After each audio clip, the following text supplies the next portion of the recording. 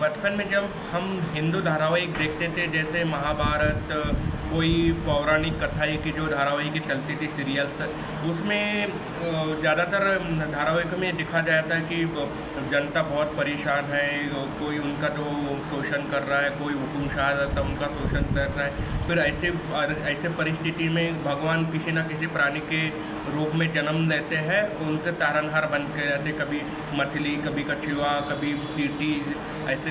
तो ये बात सीमित है पौराणिक कथा, पौराणिक हिंदू माइथोलॉजी तक ये सीमित है। कुछ ऐसी परिस्थितियाँ अगर साइंटिफिक दृष्टिकोण से जोड़ा जाए तो आज की स्थिति में दिख रही है। मैं पॉलिटिक्स की बात कर रहा हूँ क्योंकि 16 मई 2026 से एक मीम्स कॉकरोच जनता पार्टी, जिसने सत्ता पक्ष के दिल में और दिमाग में तांडव मचा करके उनकी रातों की नींद हराम करके रखी है, क्योंकि महज 9 दिनों में इस पार्टी ने 2.5 करोड़ फॉलोअर्स इनसे जुड़ चुके हैं। ये परिस्थितियाँ क्यों बनी? और ये जो पार्टी है, जो भी ऑनलाइन हो या कोई प्लेटफॉर्म है युवाओं की क्रांति के लिए, क्या ये कब भविष्य में कमाल कर पाएगा? न्यूमरोलॉजी इनकी क्या कहती है, हम समझते हैं। भारत के सटे हुए देश श्रीलंका, बांग्लादेश, नेपाल में आपने जो देखा, हमने सब जो देखा, जिस प्रकार मेजॉरिटी में जो सत्ता पक्ष था उनको हटाकर युवाओं ने वहाँ पे तख्ता पलट किया है। जेनझेड़ ये शब्द काफ़ी प्रचलित हो चुका है। क्या कॉकरोच जनता पार्टी भी भारत की जेनझेड़ है? क्योंकि पिछले कुछ सालों से यहाँ पे सिर्फ और सिर्फ हिंदू मुसलमान, चाहे आप व्हाट्सएप यूनिवर्सिटी पे देख लीजिए, टीवी पे देख लीजिए, सोशल मीडिया, प्रिंट मीडिया, जो भी टेलीविज़न मीडिया, जिस पे देख लीजिए, बस जहाँ पे वही कोई विकास की बात नहीं कर रहा, कोई युवाओं की बात नहीं कर रहा था, उनके जॉब के बारे में कोई, बस उनको बड़े बड़े वादे किए जाते, मेलोडी खाओ खुद जान जाओ। अरे भाई, युवा खुद मेहनत करता है, खुद अपने परिवार को पालता है, अपना लक्ष्य खुद तय करता है, लेकिन इसके बावजूद भी माता पिता उनको लोन लेकर उनको पढ़ाते हैं, अपने बच्चों का भविष्य उज्जवल बनाने के लिए वो कोई कसर नहीं छोड़ते। लेकिन पता चलता है उनको कि जिसके लिए उनका बच्चा मेहनत कर रहा था पिछले 3 साल से, पता चले कि अन्य वक्त नीट का पेपर लीक हो गया और एग्ज़ाम कैंसिल हो गया। सत्ता पक्ष में जो गवर्नमेंट बैठी है वो अंधी बहरी है, वो आपकी बात नहीं सुनेगी। वो बेशरम शिक्षा मंत्री धर्मेंद्र प्रधान अभी भी वहाँ पे बैठा है। तो ये अच्छे दिन हैं।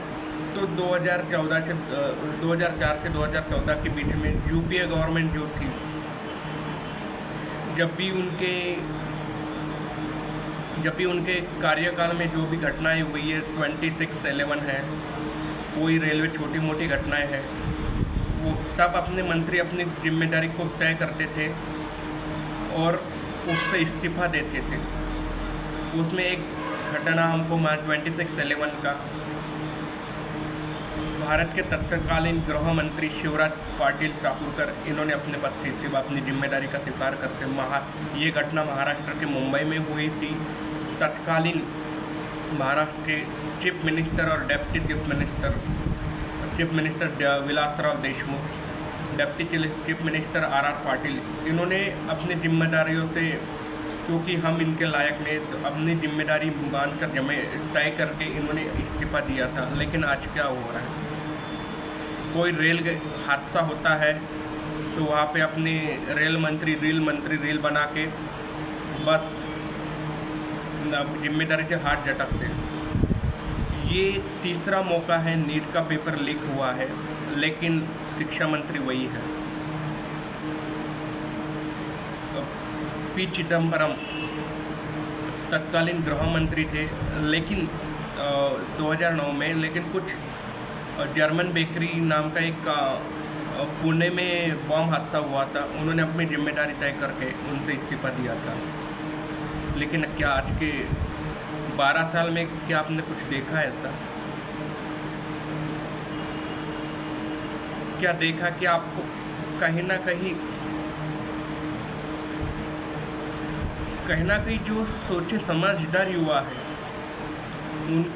उनको तो लगता होगा ना, लेकिन वो बेचारे अपने मन की भावना व्यक्त, क्योंकि उनको डर लगता है इन गवर्नमेंट, क्योंकि इनका रवैया वही है। कोई कुछ बोले, अपनी देश के प्रति बात बोले तो उनको देशद्रोही कैसे बताना, उनका पाकिस्तान का कनेक्शन कैसे निकालना, उनकी जात धर्म ढूंढ के उनको एक्सप्लॉइट कैसे करना, बस यही आता है। मेरी बात अगर समझ में आई तो 2 मिनट आके कर दिल और दिमाग शांत रख के सोच को देखिए ना, रेट्रोस्पेक्शन करिए ना।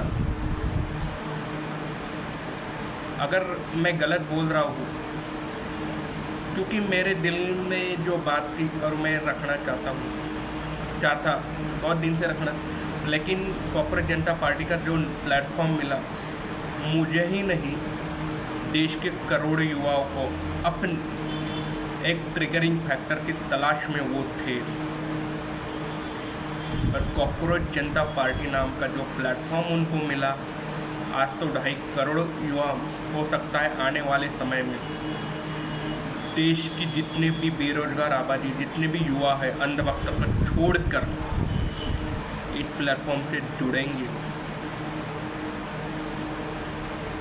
अब बात करते हैं न्यूमरोलॉजी में। ये प्लेटफॉर्म तैयार हुआ था 16 मई 2026 को। मैंने यहाँ पे इनका लोशिग्रिड चार्ट सामने बना है, 7 और 4 का कॉम्बिनेशन है, ये काफ़ी अच्छा कॉम्बिनेशन है। और जहाँ तक ये प्लेटफॉर्म 22/4 जो डेस्टिनी नंबर, यानी जैसे ये चलते रहेगा ऑनलाइन, ये तहलका मचा सकता है, क्योंकि राहु 22/4 ये है राहु, और राहु ऑनलाइन मीडिया का कारक है, और काफ़ी अच्छे नंबर में 22/4 से ये आ रहा है। मास्टर बिल्डर होते हैं ये लोग, अपना रास्ता खुद चुनते हैं और परिस्थितियों को चैनलाइज करना जानते हैं। और जिस दिन ये फॉर्म हुआ था 16 मई को, ये भी एक ब्रांडिंग का नंबर है। भला ही उनको पर्सनली दिक्कतें तो बहुत होंगी। इनका भी जो फाउंडर है अभिजीत दीपके, पता चला उनको जान से मारने की धमकी मिली है, उनको माता पिता को धमकियां मिल रही है उनको, लेकिन इसके बावजूद भी ये यहाँ रुकने वाला नहीं है। भला ही अभिजीत दीपके को आप खामोश कर देंगे, लेकिन उनके साथ जुड़े हुए जो युवा है वो खामोश नहीं रहेंगे। इनका चार्ट देखिए, गोल्डन राजयोग लिखा है, 4-5-6 का जो गोल्डन राजयोग है, पॉलिटिक्स में तो वह तहलका मचाता, दिल से फैसला लेगा, क्योंकि इमोशनल प्लेन भी कम है। दिल से फैसला यानी युवाओं के दिल में जो पिछले 12 साल से जो आग जल रही है,